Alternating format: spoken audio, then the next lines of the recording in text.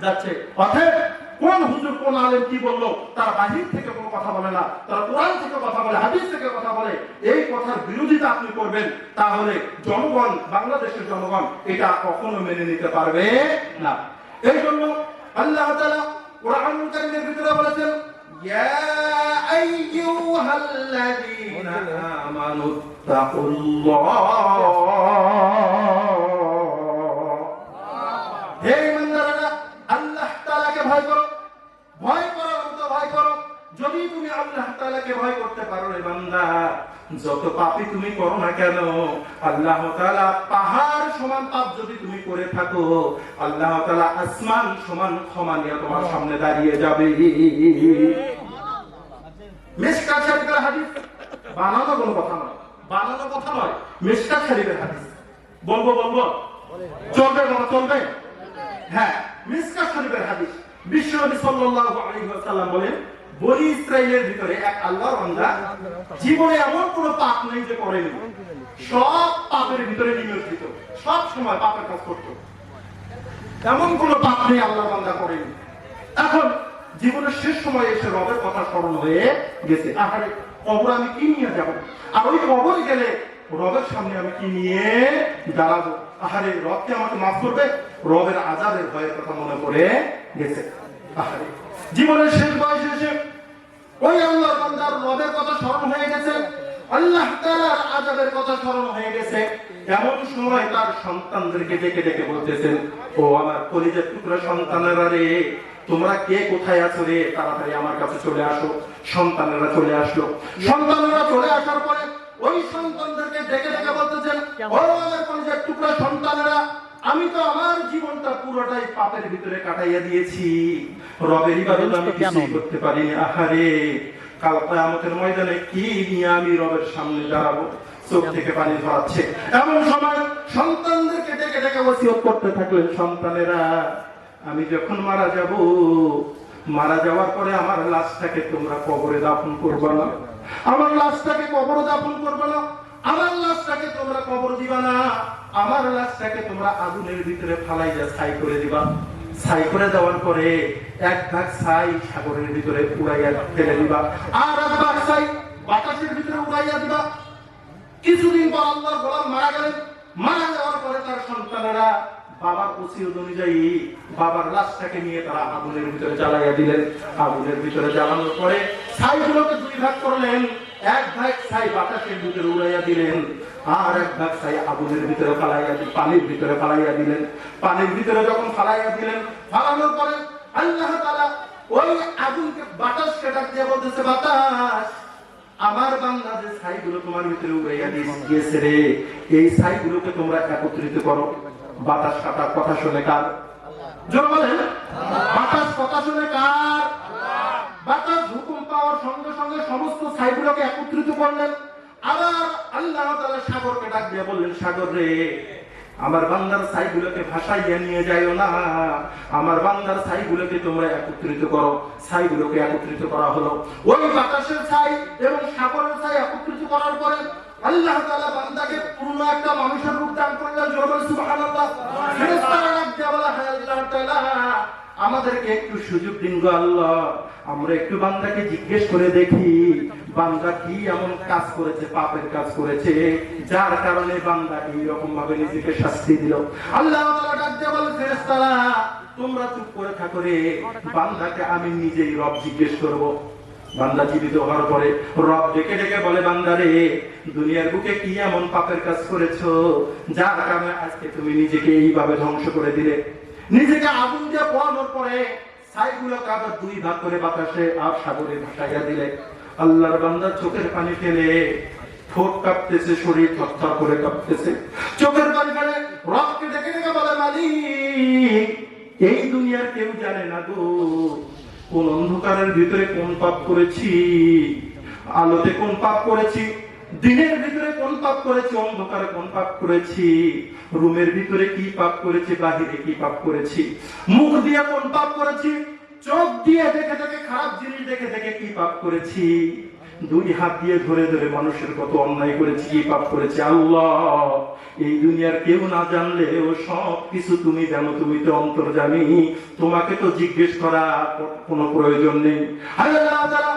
আমি জীবনে এত পাপ করেছি, পাপগুলো আমি আল্লাহ তাআলা এত পাপ করেছি, এই পাপগুলোর ভার আমি বইতে পারতেছিলাম না গো। মনে মনে ভাবলাম কি নিয়ে আপনি রবের সামনে দাঁড়াবো, সেই জন্য এই কাজ করেছি।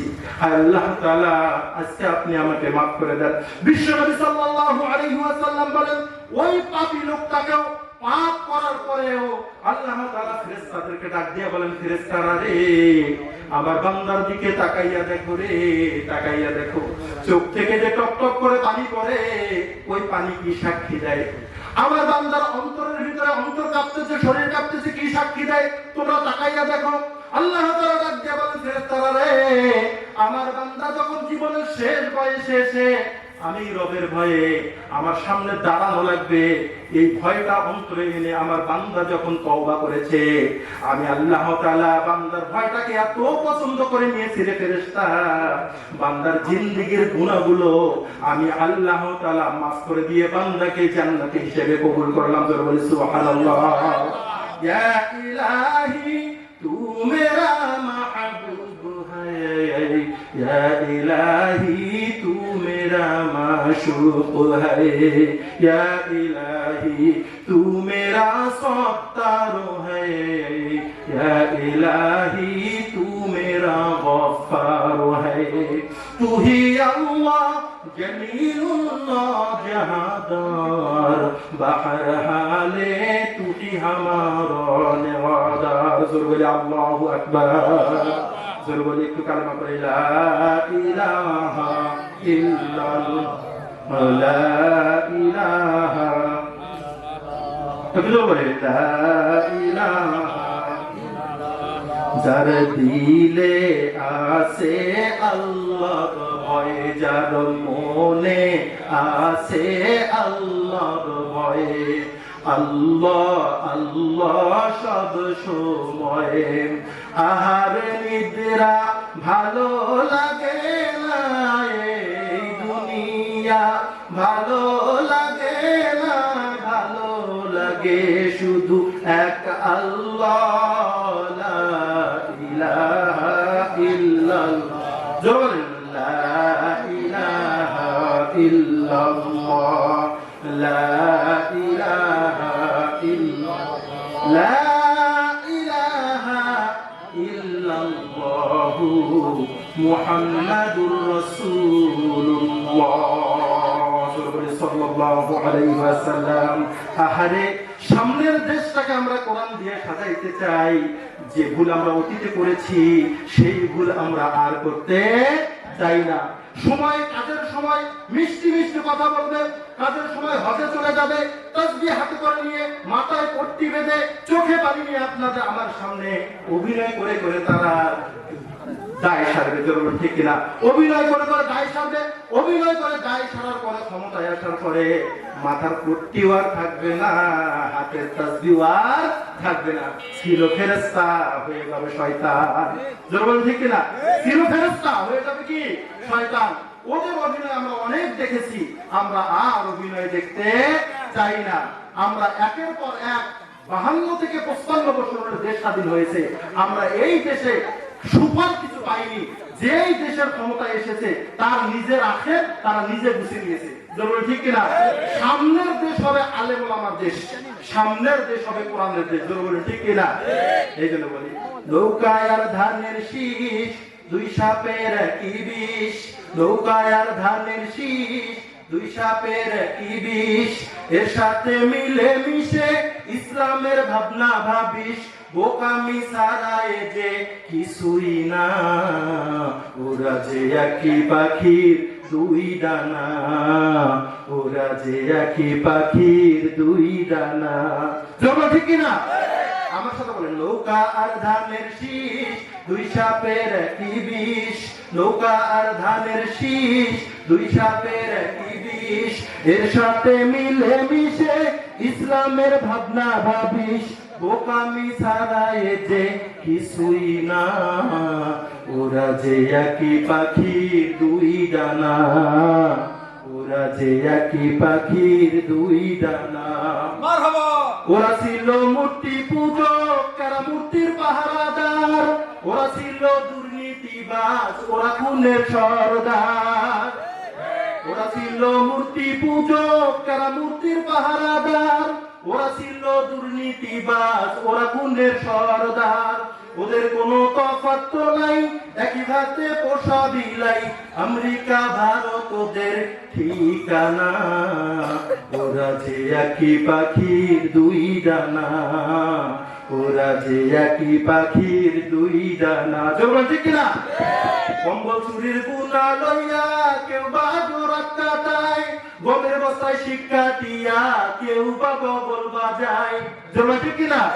কম্বল চুরির গুণা লইয়া কেউ বা জোরাত কাটায়। গমের বস্তায় শিক্ষা দিয়া কেউ বা বগল বাজায়। চোরে চোরে তালতো ভাই, ওদের কোনো ফারাক নাই। চোরে চোরে তালতো ভাই, ওদের কোনো ফারাক নাই। সে কথা সময় থাকতে বুঝলি না। ওরা যে একই পাখির দুই ডানা। ওরা যে একই পাখির দুই ডানা। জোর ঠিক কিনা? লিল্লাহ তাকবীর, লিল্লাহ তাকবীর। আল কোরআনের আলো সংসদে আলো। লিল্লাহ তাকবীর। এই জন্য আমরা সামনে প্রস্তুতি নিতে থাকবো। এখন থেকে আমরা মুসলমানের সন্তান, কোরআন দিয়া দেশ চলবে আমরা চাই। জরুরি ঠিক কিনা? আর মুসলমানের সন্তান, আলেম ওলামা দিয়ে আমাদের দেশ চলবে। জরুরি ঠিক কিনা? কোরআনে যা আছে আমরা সেইভাবে নিজেকে সাজাবো, সেইভাবে দেশটাকে সাজাবো। মারা যাওয়ার সাথে সাথে সরাসরি আল্লাহ তাআলা জান্নাতুল ফেরদাউসে প্রবেশ করবে। জোরে বলি সুবহানাল্লাহ। এই জন্য আল্লাহ তাআলা বলেন, লা ইন শাকারতুম লাযীদান্নাকুম ওয়া লা ইন কাফারতুম ইন্না আযাবি লাশাদীদ।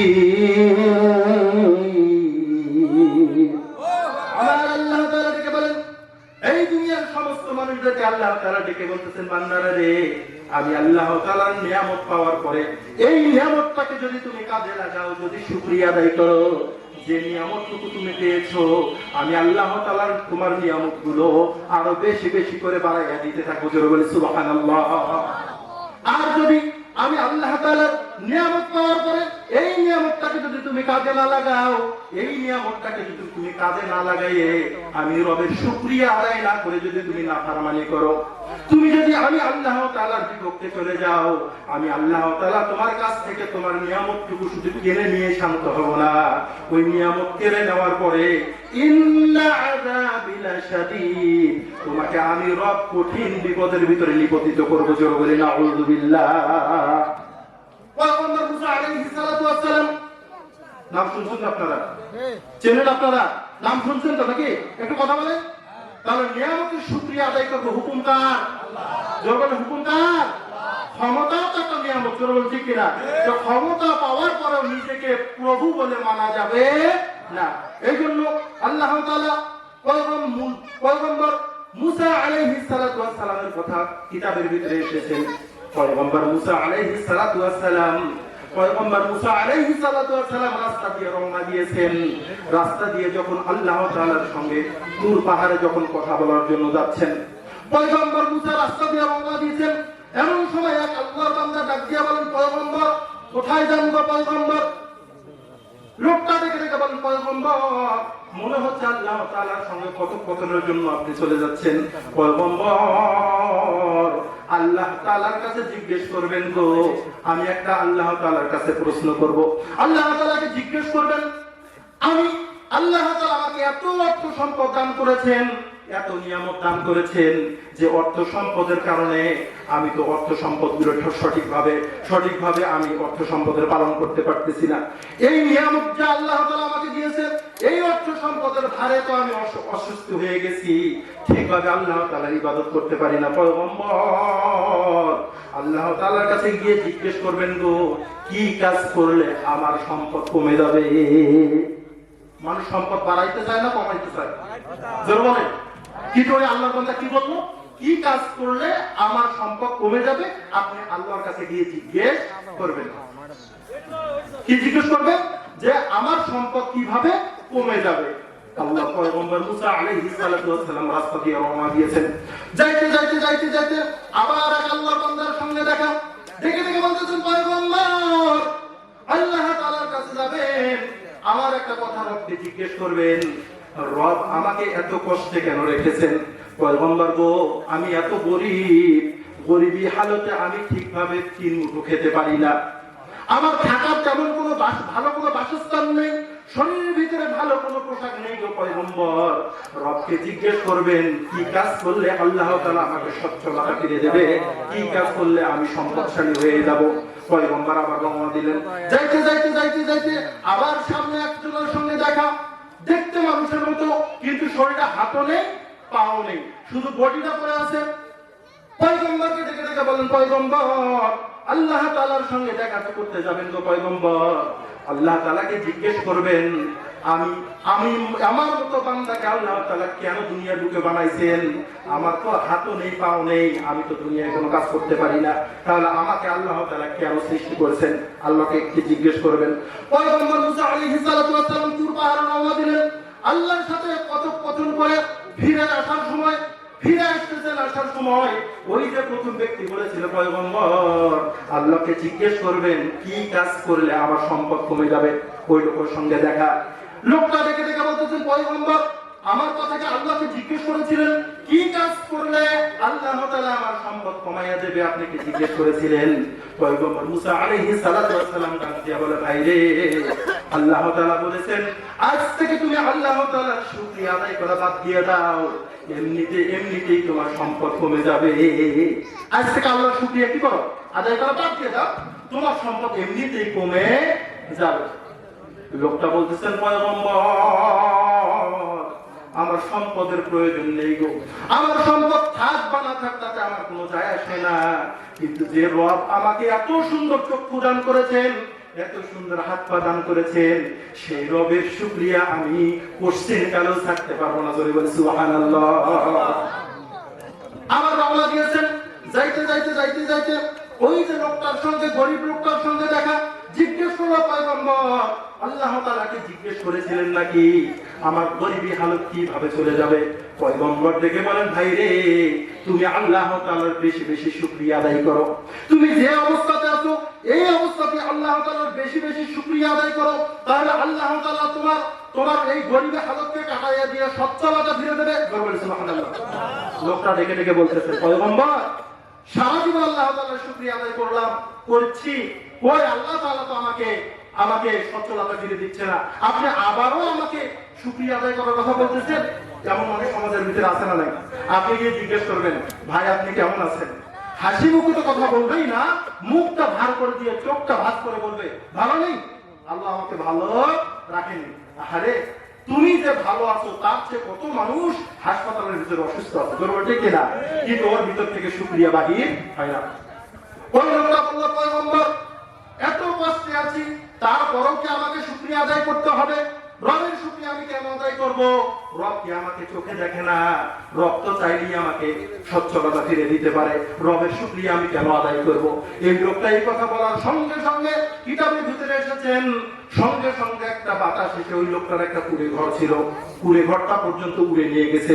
শুধু কুড়ে ঘরটাই উড়ে নিয়ে যায়নি, ওই লোকটার পরনে যে কাপড় চোপড় গুলো ছিল এই কাপড় চোপড় গুলো পর্যন্ত বাতাসে উড়ে নিয়ে গেছে। জোরে বলি সুবহানাল্লাহ। তাহলে রবের শুকরিয়া আদায় করার দরকার আছে না নাই? সামনে রওনা দিলেন। যাইতে যাইতে যাইতে যাইতে ওই যে হাত পা ছাড়া পঙ্গু লোকটা যে পয়গম্বর মুসা আলাইহিস সালাতু ওয়াস সালামকে ডাক দিয়ে বলেছিলেন, পয়গম্বর মুসা আল্লাহকে কি জিজ্ঞেস করেছিলেন গো নবী, আমার মতো হাত পা ছাড়া পঙ্গু লোককে আল্লাহ তাআলা কেন তৈরি করেছেন? পয়গম্বর মুসা ডাক দিয়ে বলেন, ভাই রে, তোমার কথা আল্লাহ তাআলাকে জিজ্ঞেস করেছিলাম, আল্লাহ তাআলা বলেছে তোমাকে আল্লাহ তাআলা জাহান্নামের ভিতরে একটা ছিদ্র আছে, ওই ছিদ্রটাকে বন্ধ করার জন্যই তোমাকে তৈরি করেছে। জোরে বলি সুবহানাল্লাহ। কথা শোনার সঙ্গে সঙ্গে লোকটা চোখ থেকে পানি বের করে দিয়ে বলতেছেন, আলহামদুলিল্লাহ, আলহামদুলিল্লাহ। বলেন, লোকটা দেখে দেখে বলতেছে আলহামদুলিল্লাহ। পয়গম্বর ডেকে ডেকে বলে, ভাই রে, জাহান্নামের ছিদ্র বন্ধ করার জন্য তোমাকে সৃষ্টি করা হয়েছে। এই কথা শোনার পরে তুমি রবের শুকরিয়া আদায় করলে কিভাবে? লোকটা ডেকে বলে, পয়গম্বর, এই পৃথিবীতে কোটি কোটি মানুষ আছে গো নবী, আল্লাহ তাআলা সবাইকে যে কোনো না কাজের জন্য সৃষ্টি করেছে, কিন্তু আমার মতো একটা পঙ্গু লোককে আল্লাহ তাআলা তার কাজের জন্য সৃষ্টি করেছে। আল্লাহ তাআলা যে আমার কথা মনে রেখেছে, এই জন্যই আমি আল্লাহ তাআলার শুকরিয়া আদায় করেছি। কথা বলার সঙ্গে সঙ্গে ওই পঙ্গু লোকটার হাত পা গজাইয়া গেছে। জোরে বলি সুবহানাল্লাহ। তাহলে আল্লাহ তাআলার শুকরিয়া বেশি বেশি আদায় করার দরকার আছে না নাই? দরকার আছে না নাই? পৃথিবীতে বেঁচে থাকবো যতদিন, সুখে দুঃখে, সুস্থ হয়ে অসুস্থ হয়ে, খেয়ে হোক না খেয়ে হোক, সর্বসময় রবের শুকরিয়া আদায় করার দরকার আছে না নাই? আহারে, সারা বিশ্বের মোড়ল দেশ আমেরিকা, যেমন ঠিক কিনা, সারা বিশ্বের মোড়ল দেশ আমেরিকা, আজকে সেই আমেরিকা অসহায়, যেমন ঠিক কিনা। আল্লাহ ধরে ধরে ধরে না, ধরলে আর ছাড়ে না। যে গাজাকে হাজার হাজার কোটি টাকা খরচ করে গাজাকে ধ্বংস করা লাগলো, আজকে সেই আমেরিকায়, ক্যালিফোর্নিয়ায় 1 টাকা খরচ ছাড়া ক্যালিফোর্নিয়ার শহর আল্লাহ তাআলা ধ্বংস করে দিল। জরুরি ঠিক কিনা? রব আছে না নাই? রব আছে না নাই?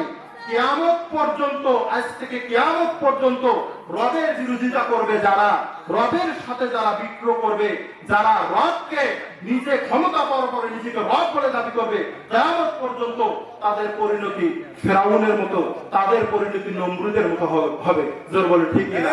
জোর বলে ঠিক কিনা?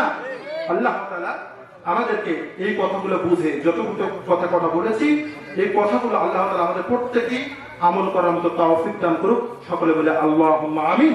ওয়া আখিরি দাওয়ানা আলহামদুলিল্লাহি রাব্বিল আলামিন। আসসালামু আলাইকুম ওয়া রাহমাতুল্লাহ। আলহামদুলিল্লাহ, ধন্যবাদ হযরত মাওলানা